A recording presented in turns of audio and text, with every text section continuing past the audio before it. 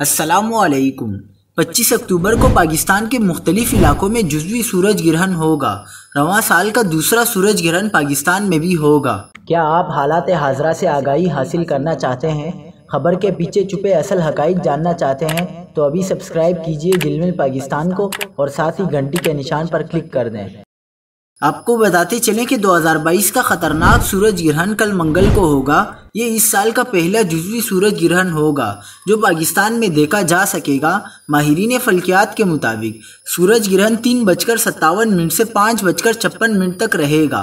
शाम 5:01 पर ग्रहण अपने उरूज पर होगा। जुज़वी और रवां साल के आखिरी सूरज ग्रहण का मजमूई दौरानिया 2 घंटे होगा। गुरूब आफ्ताब से कबल ग्रहण अमेरिका में देखा जा सकेगा।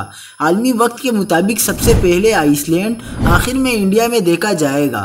माहिरीन फल्कियात का कहना है कि जुज़वी ग्रहण के दौरान सूरज को बराह रास्त देखना गैर महफूज है। जहां सूरज ग्रहण नजर आएगा वहां सूरज की शुआओं का एक बड़ा हिस्सा धुंधला हो जाएगा तो आसमान की चमक के रंग और शिद्दत में फ़र्क आना शुरू हो जाएगा। साए ज़्यादा गहरे हो जाएंगे।